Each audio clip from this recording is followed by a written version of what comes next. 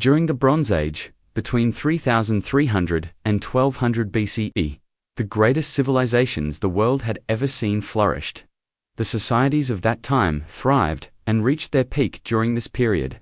The Hittite Empire in Anatolia, the Kingdom of Mitanni in modern-day Iraq, the Cypriot culture in Cyprus, the Phoenician city of Ugarit, the Mycenaean civilization in Greece, Assyria, Babylon, and the mighty Egyptian Empire. It was an era marked by smooth diplomatic relations and robust long trade networks.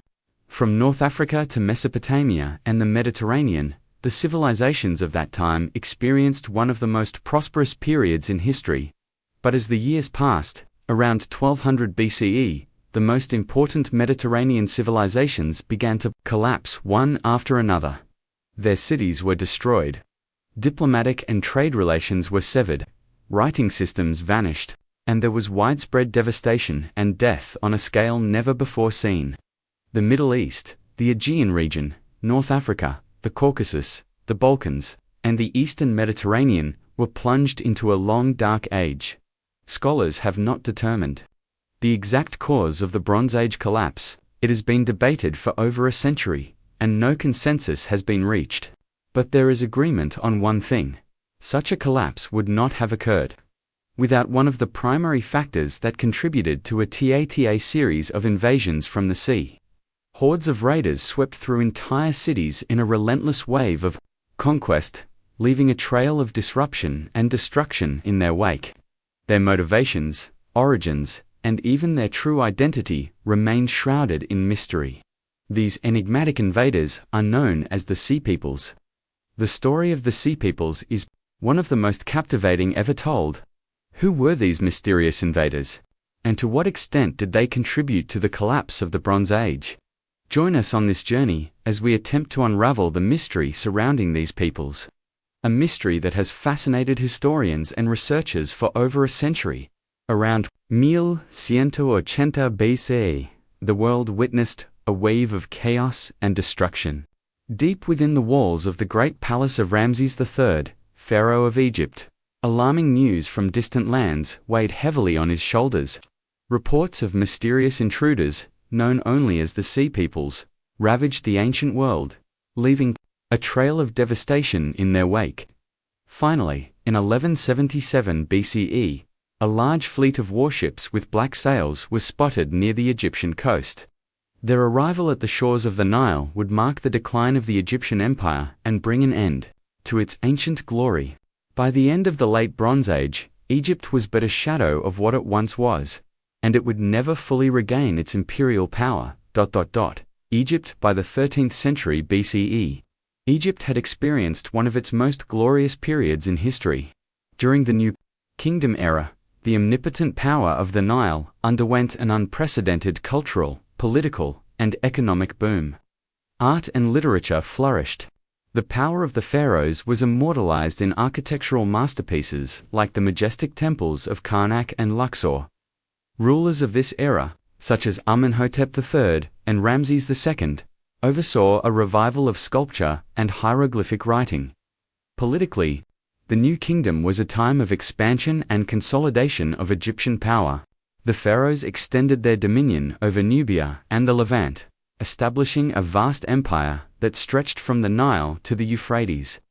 This military and political rise allowed Egypt to assert its influence in the region and control key trade routes. Egypt was not isolated. It was part of an extensive, interconnected trade system that reached from the southern coast of Britain to the mountains of Afghanistan and beyond.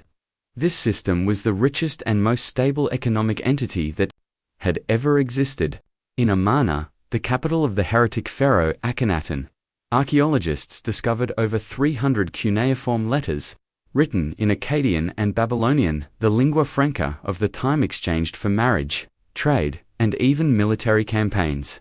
But by the end of the 13th century BCE, everything began to change. After centuries of stability, disturbing reports emerged. A series of natural disasters weakened the agricultural and economic infrastructure of the civilizations of the time. In Hattusa, the capital of the mighty Hittite Empire, famine struck year after year. In mainland Greece, the great palace complexes of the Mycenaean warrior kings were reduced to scorched earth. Decline also reached Egypt, despite the efforts of Pharaoh Ramses III. His state was part of a global system that was no longer self-sufficient. Years later, reports began to reach Egypt of invasions by hordes of marauders, causing great unrest in the eastern Mediterranean region. A coalition of nomadic peoples and migratory groups attacked and plundered coastal regions from Anatolia to the Levant, severely impacting the civilizations of the time. Inscriptions and records from the period testify to the desperate attempts of local rulers to defend themselves against these enigmatic invaders, who arrived in warships and left destruction in their wake. And around 1177 BCE, they would reach Egypt. But before we delve into the impact of these invasions on the Egyptian Empire, let us step back in time to the dawn of the mysterious invasions of the Sea Peoples, when a veil of uncertainty and an uncertain future began to loom over the ancient civilizations of the Eastern Mediterranean. The discovery of Ugarit 1928. A farmer sold his land near the modern coastal city of Ras Shamra in Syria. As he plowed, unaware he was about to write an important chapter in the history of archaeology, one that would provide a crucial clue to investigating the Bronze Age collapse. While working the land, his plow struck something unusual, an entrance. Hidden beneath the surface, this accidental discovery would become an archaeological milestone. Digging carefully, he uncovered the entrance to an ancient tomb. News of the farmer's discovery spread quickly and reached local authorities. Since Syria was under French rule at the time, experts from the Louvre Museum in Paris were called in to investigate this unprecedented find. Archaeologist Claude Scheffer was assigned to the task. Scheffer, who had already written extensively about Bronze Age burial mounds, was the obvious choice for the job. Under Scheffer's supervision, the team began excavating the tomb. Within days, it became clear that this was not just an isolated cemetery, but an entire ancient burial ground dating to the end of the Bronze Age. The discovery of this cemetery made it highly likely for Scheffer that a significant ancient city was nearby as Scheffer's team moved eastward toward the coast. The ruins of a large city and a harbor were gradually revealed. The great mystery for Scheffer was why this harbor, with its excellent coastal access to Asia Minor and Egypt, a crucial gateway to more distant civilizations, had been abandoned. The key question was, what happened here? Could its proximity to the sea have been a factor? Were attacks from the sea common in this historical period? Could this have been the work of the Sea Peoples? One of the most important finds was the discovery of numerous clay tablets inscribed with cuneiform script, but these inscriptions were not in Akkadian, the lingua franca of the late Bronze Age, and the language spoken in ancient Mesopotamia. It was a completely different language, one never seen before. What was this ancient port city that Scheffer had uncovered? And what was this undecipherable language? The tablets might hold the key to understanding these ruins. In Paris, some of France's top experts in ancient languages examined the cuneiform tablets and made a surprising discovery.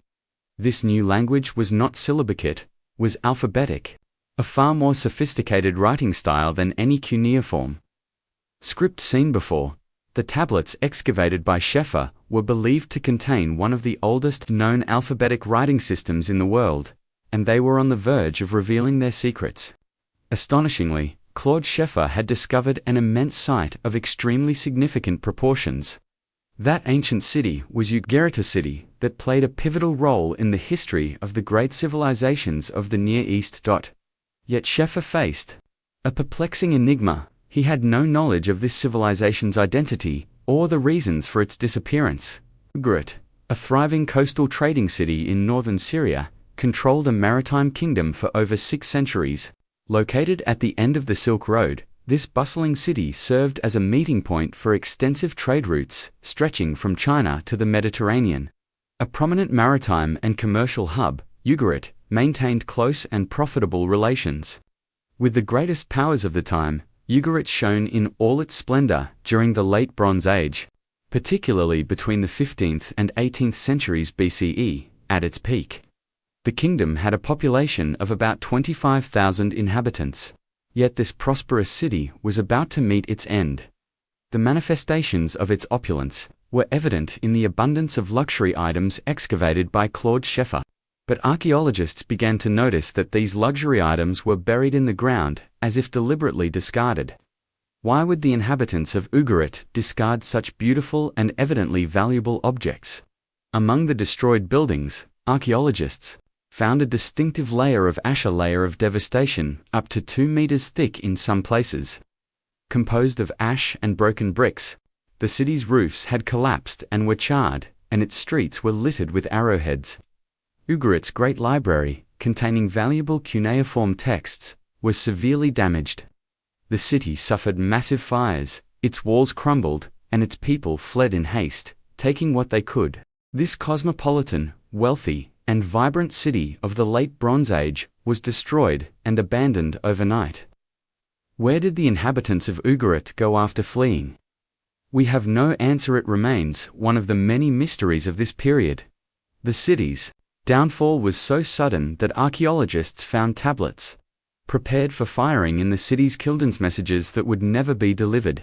These tablets indicated that Ugarit's destruction occurred between 1190 and 1185 BCE. But archaeologists also realized that Ugarit's disappearance was not unique. Between 1200 and 1150 BCE, the great civilizations of the Hittites, Egyptians, and Mycenaeans also began to crumble. This marked the end of the Bronze Age. What could have caused such widespread destruction that an entire era of human history came to an end? Among the tablets, archaeologists made a startling discovery: a letter from King Ameropi of Ugarit to the king of nearby Alasia, modern-day Cyprus. In it, Ameropi pleaded for help. Father, enemy ships have arrived. They have burned my cities and done evil in my land. Does my father not know that all my troops and chariots are stationed in Hattusa, and all my ships are in the land of Lucca? They have not yet returned, so the country is abandoned. The help never came because the letter was never sent. Another letter found in the city's kilns revealed that another king had equipped 150 ships to send aid, but this letter, too, was never dispatched, underscoring the suddenness of the attack. Who were these marauding sailors who destroyed Ugarit? Were there similar attacks on other empires? The Hittite Empire in modern-day Turkey lies Anatolia, home to what was once the capital of the Hittite Empire, the city of Hattusa. Here, the capital of a forgotten empire stood, one of the most powerful and influential of its time. The ancient and mighty Hittite Empire, a major player in the ancient world, gradually faded into obscurity, leaving only archaeological remains. To tell its story, almost nothing was known about the Hittites, until the 19th century, when explorers traveling through central Turkey stumbled upon a lost city. In 1833, French archaeologist Charles Félix Marie Texier was sent on a reconnaissance mission to Asia Minor. In 1834, near the modern small town of Bogaskale, Texier discovered the ruins of a great ancient city. But it wasn't until the early 20th century that clay tablets with cuneiform inscriptions were found. Thousands of tablets were recovered, most in an illegible language. The few Akkadian texts identified the site as the city of Hattusa. When the ruins of Hattusa were excavated, a thin black layer was found just above the ancient city floors. This layer was composed of ash, charred wood, and debris from a fierce fire. The walls and roofs had collapsed, bricks were broken and melted. And it was clear that what happened in Hattusa was cruel, ruthless, and total destruction. This devastation dates back to the end of the 13th century BCE. Around 1200 BCE, the archaeological record ends there. The ruins of Hattusa remained empty for centuries. The same scenario played out in cities around Hattusa, such as Aloka Hyuk, completely covered in ash and debris at the same level. In Karagolan, another fortified Hittite city, arrowheads were scattered across the ground, and the bones of men, women, and children lay abandoned in the streets where they fell. Hattusa was home to a dynasty of warrior kings. The city was surrounded by an impressive double wall built of grey limestone, defended by over 100 towers, making it an impregnable fortress. Its strategic location provided both defensive and commercial benefits. The people of Hattusa cultivated wheat, barley, and lentils, and wore clothing made from the wool of sheep that grazed on nearby hills. For over 3,000 years, all we knew about the Hittites were a few references in the Bible. That was it. 4,000 years ago, the Hittites emerged as a powerful tribe controlling the remote highlands of Anatolia. Over the next 5 centuries, their mighty warrior kings expanded their borders into the ancient lands of the Bible and toppled empires in the process. By the 14th century BC, during the reign of Hattusili, the Hittites had only one comparable rival, ancient Egypt, ruled by Pharaoh Ramses. The clash of these two empires would determine the course of history. Their main confrontation occurred at the Battle of Kadesh, yet, as Egypt became the most famous civilization of the ancient world, the Hittites' records vanished completely. But why did this happen? After Kadesh, Hattusili's son, the Hittite king Tudaliya IV, emerged as the last robust ruler of the Hittites. His challenges were not limited to the west and south. The east also presented formidable adversaries. North of Babylon, Assyria, one of the world's most powerful kingdoms, was on an aggressive warpath. Though the Hittites maintained their status as a world power and managed to expand, protecting core areas against the Assyrians, the 13th century was marked by Tudaliya's loss of numerous border regions. It was during this period that things began to unravel rapidly for the Hittite Empire. The big picture was one of confusion, with wars piling up and society teetering on the brink of disintegration. Famine and disasters worsened the situation, creating the perfect conditions for external invasions. The Hittite Empire, in the highlands, was particularly susceptible to drought, and its proximity to enemies made it vulnerable to attacks from all directions. Around 1180 BCE, the Hittite capital, Hattusa, was leveled. Soon after, every city in the empire suffered a similar fate. The Hittite kingdom vanished from the annals of history. The specific reasons for its disappearance are complex and multifaceted. But a critical factor was external invasions. All cities of the Hittite Empire were targeted by attacks from the Sea Peoples. Though these attacks were only one of many causes contributing to the collapse of this civilization, some researchers suggest the Hittite Empire may have been attacked. After Ugarit's destruction, Hittite records mention raids and unrest in their empire, but exact dates and details are hard to determine. Across the eastern Mediterranean, spanning 1,000 kilometers, we find this layer of destruction. The archaeological evidence is clear. Sometime between 1200 and 1110 BCE. At the end of the Bronze Age, a wave of destruction swept through the region, obliterating entire civilizations and leaving nothing in its wake. One by one, vast ancient empires, the Hittites, Ugarit, the Minoans, and Mycenaean Greece collapsed, all at the same time.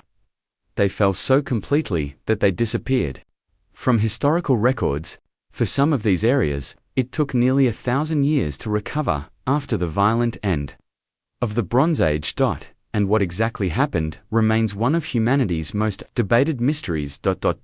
Mycenaean Greece further west, beyond the Hittite vassals in Anatolia, lay the borders of the great powers of the late Bronze Age. This region was Mycenaean Greece, characterized by a palatial culture of chariot-riding warriors, backed by literate scribes and loyal followers.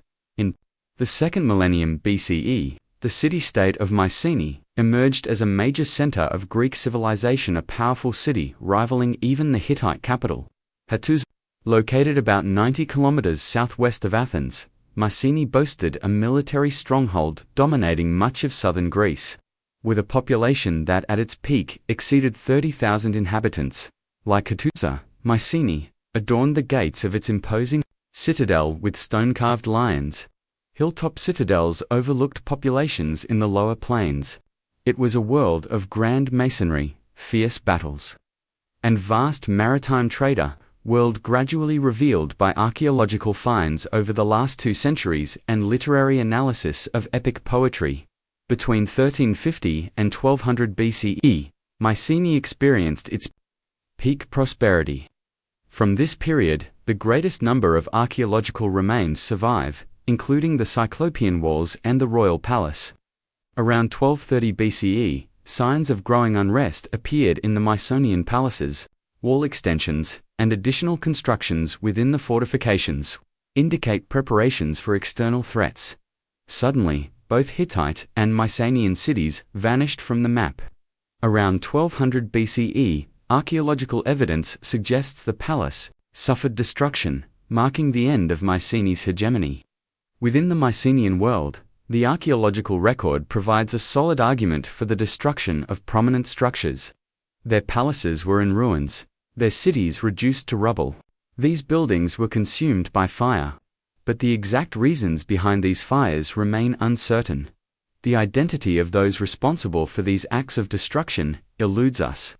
But we cannot deny that these palaces met their end, just as the Bronze Age did. The devastation was so complete that it suddenly silenced the written word.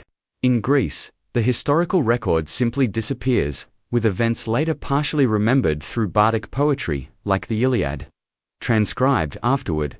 It was a period with no verifiable contact with the outside world for centuries.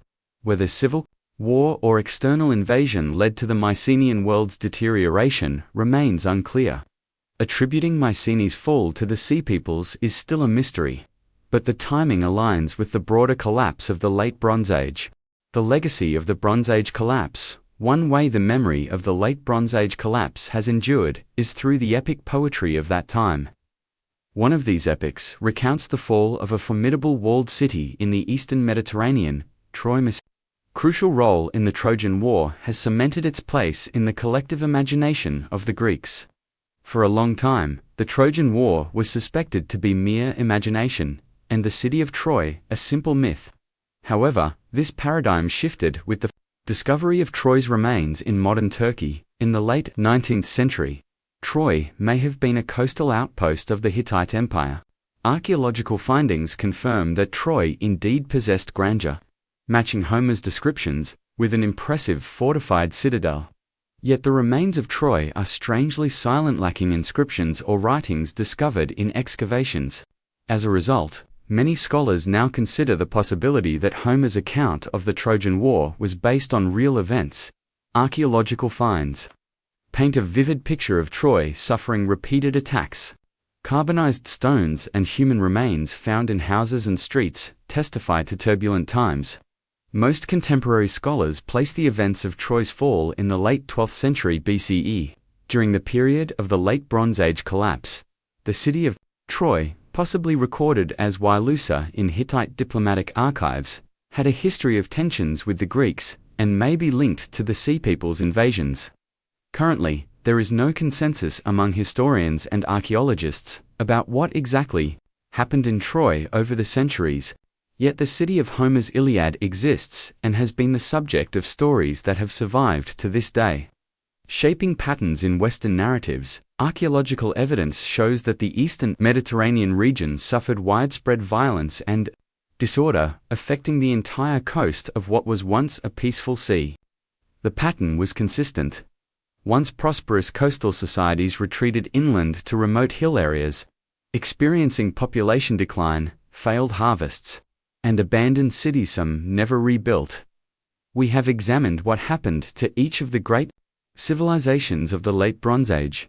In the accounts identified and the evidence found, the enigmatic Sea Peoples emerge as one of the primary factors behind the collapse of these civilizations. They appear as hordes of raiders destroying entire cities in a relentless wave of conquest, leaving a trail of disruptive destruction in their wake. But who were these enigmatic Sea Peoples? The identity of the Sea Peoples. Some ancient sources describe the Sea Peoples as something out of a Hollywood blockbuster, an unstoppable invasion force that arrived suddenly, surprising nations and destroying them one after another, wherever their names appear. A trail of death and destruction follows. The Bronze Age world was unprepared to defend against attacks from the sea, as their battles were typically organized and led by individual kings in chariots, traveling to pre-arranged locations, and like these raiders, who appeared suddenly. For a long time, Historians attributed the simultaneous collapse of numerous complex societies to these invaders. Popular perception compares them to a mix of Vikings, who ravaged medieval Europe, and Attila, the Huns' horde, portraying them as an uncontrollable force destined for extinction. Who were these enigmatic individuals depicted in carved inscriptions? Were they battle-hardened veterans? Opportunistic mercenaries? Unfortunately, some of these questions may remain unanswered forever. The Sea Peoples, in this tale, remain silent, leaving no written records and very few physical traces to provide clues about their origins.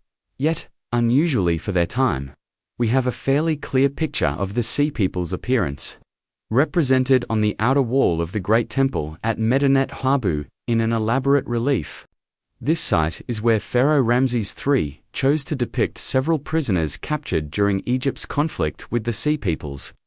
With intricate details, they did not have a uniform appearance, and this, along with contemporary Egyptian sources, suggests they were not a unified army but rather an alliance of different peoples sailing under the same banner. Examining the representation of the Battle of the Nile in the Medinet Habu reliefs, it becomes clear that those who arrived on the shores of the Nile were not just soldiers but also women and children. For decades, scholars have debated whether the Sea Peoples were directly responsible for the collapse, or merely a symptom of it, possibly as much victims as those they attacked. This scenario seems to go beyond a single major battle where the Sea Peoples attacked the different civilizations of the time. It suggests a true migration of people entering the region, though we may never know with absolute certainty what motivated the Sea Peoples or fully understand their daily lives and the conflicts they engaged in. The historical record remains particularly sparse. Contemporary advances in archaeological, genetic, climatological, and historical research, however, allow us to construct a rudimentary sketch of their possible identity. The Medinet Habu relief provided archaeologists with valuable clues about the Sea People's identity. Diverse groups of people, each with distinctive attire, are depicted. No leaders or kings are mentioned among the Sea Peoples. They apparently represented a mix of different ethnicities, originating from various regions of the Mediterranean. The ancient Egyptian sculptures enable archaeologists to distinguish at least 9 different groups among these enigmatic Sea Peoples. At Medinet Habu, we find the names of these maritime invaders. 5 of these groups can likely be identified as connected to Anatolia: the Tereshluka, Jekka, Weshesh, and Peleset. The Teresh are linked to Terusha, a Hittite name possibly referring to Troy. The Peleset were mentioned in the Old Testament of the Bible as the Philistines. The 6th group, the Ekwesh, were almost certainly Achaean Greeks who colonized the western coast of Anatolia and the Aegean Islands. The 7th group were the Danaan, who likely originally came from northern Syria. The 8th group was the related to the Cycles of Sicily, and the last group identified was the Adana, who probably lived in Cyprus at the time but later became Sardinians and settled in Sardinia. For many centuries, it was widely believed that the Phoenicians were the first seafaring culture to move across the vast Mediterranean, establishing trade posts during their extensive voyages, which began around the 10th century BCE. However, recent research suggests these innovations in shipbuilding may have emerged earlier, possibly toward the end of the Bronze Age. But why would such vast forces of diverse peoples abandon their homelands and venture into the sea with no apparent direction, no leaders, and no command structure? To answer this, we must investigate what other factors might have compelled these large groups to migrate in search of new lands. Environmental and systemic collapse. The great powers of the Bronze Age, Anatolia, Syria, mainland Greece, and all major settlements, suffered ruin. Up to this point, this period was the most catastrophic social disintegration in history. The first significant disruption since the city builders of ancient Sumer, some 3 millennia earlier. But what if the Sea Peoples were not the antagonists of this story? What if they were not responsible for civilization's collapse, but rather a group of victims? It is hard to imagine how a diverse group of maritime raiders, with no centralized command, could have caused the disappearance of an entire historical era.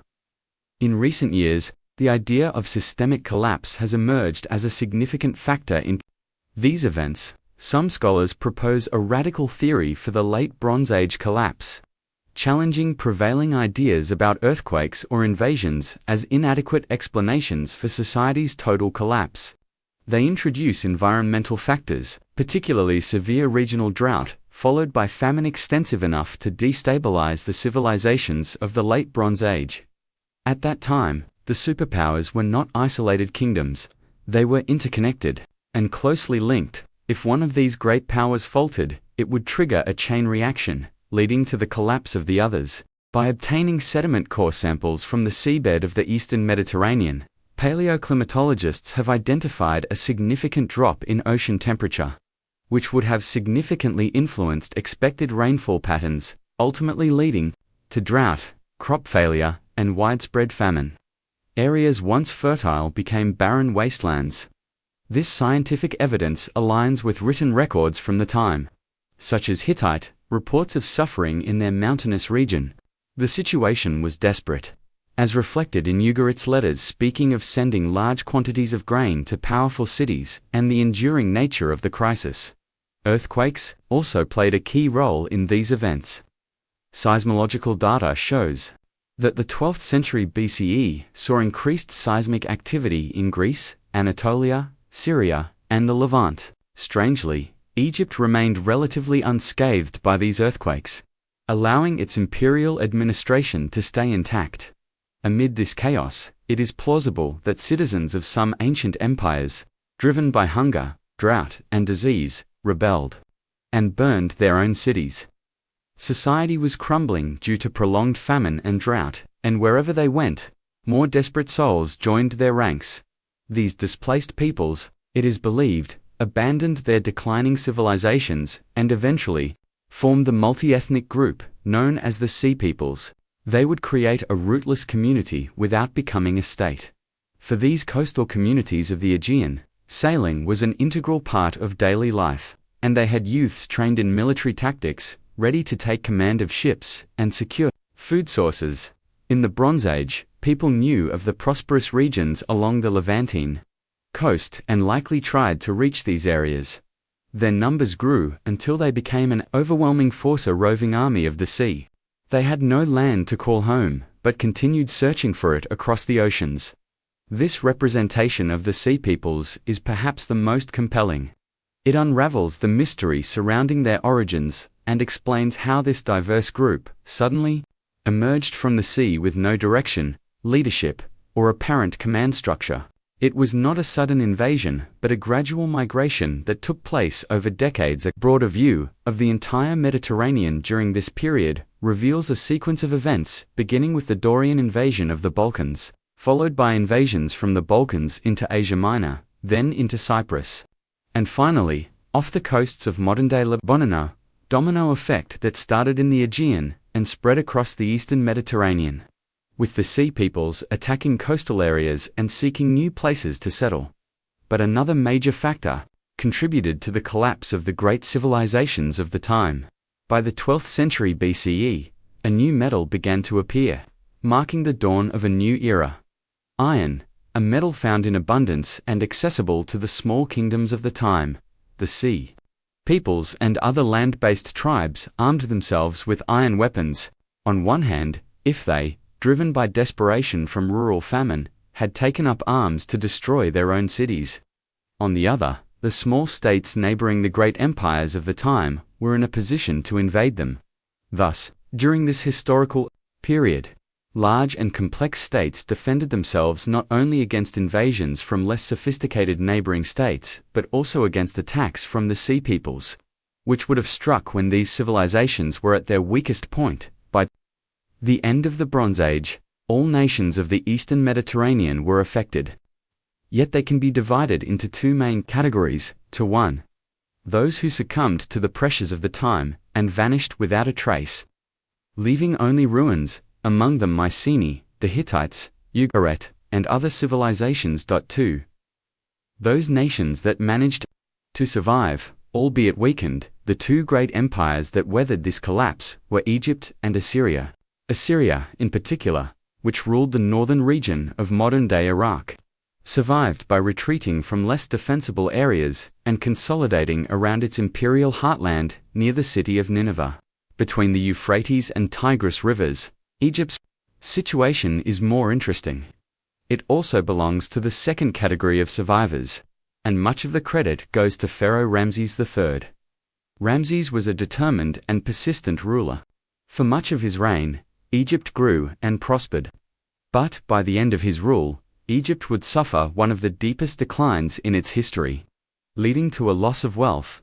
Yet Ramses III's actions ensured that Egypt's cities did not meet the same fate as Mycenae and Ugarit, now in ruins.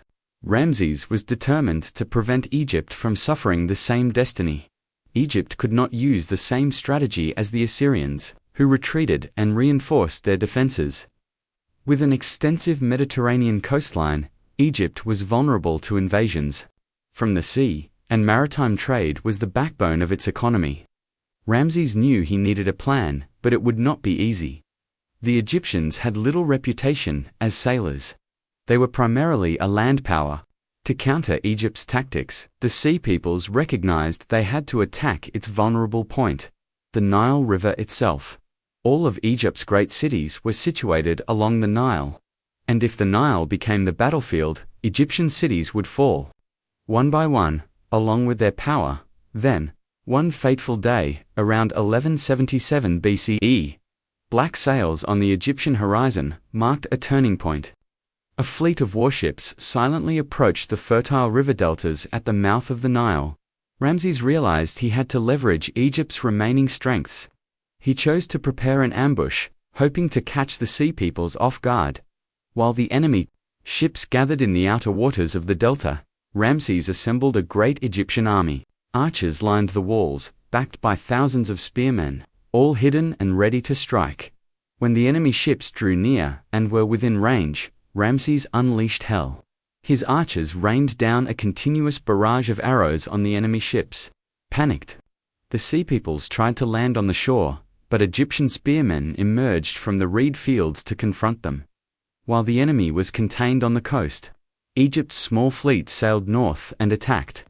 A furious melee ensued. Ships capsized, throwing men into the river, where their bodies were swept away.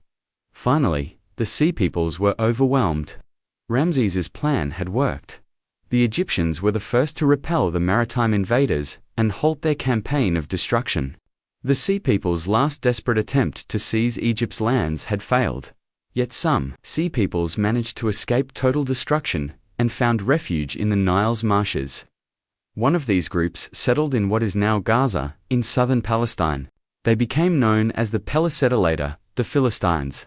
They would become a major rival to the Kingdom of Israel, and eventually give their name to the modern region of Palestine. Despite Egypt's victory, it was not enough to save them. Egypt was isolated in a devastated region. All surrounding countries had been plundered and reduced. Trade routes were broken, and Egypt's economy experienced a rapid and continuous decline. By the end of the Late Bronze Age, Egypt was but a shadow of what it had been, and would never fully regain its imperial power. Ramses III ruled for 31 years, but his death was followed by years of discord among his heirs. Ultimately, the Egyptian empire was broken and lost forever. Less than 80 years after Ramses III's reign. The aftermath. The end of the Bronze Age. The known world was a complex network of interconnected societies. These societies were so dependent on one another that they could not afford to witness each other's fall. This interdependence was a source of strength but also revealed their greatest vulnerability. As soon as the climate underwent transformations, and displaced populations sought refuge along with invaders, landing on their shores, this intricate web of interdependence began to unravel. From the 12th century BCE, and for at least a century, the once prosperous cities of the Eastern Mediterranean ceased to exist. Thanks to recent advances in scientific research, we have finally opened a new perspective on history. What served as the spark for these interconnected events, occurring during the 12th and 13th centuries BCE, was a colossal and widespread catastrophe. This was the most prominent moment of these events. The bold attacks of the Sea Peoples destroyed the Egyptian Empire, the ancient Greeks, the prosperous city of Ugarit, and many other coastal cities of the Mediterranean in their sights. Their true identity may remain forever a mystery. These enigmatic individuals left a lasting mark on the Late Bronze Age, and the collapse of this era would not have occurred without the involvement of the Sea Peoples.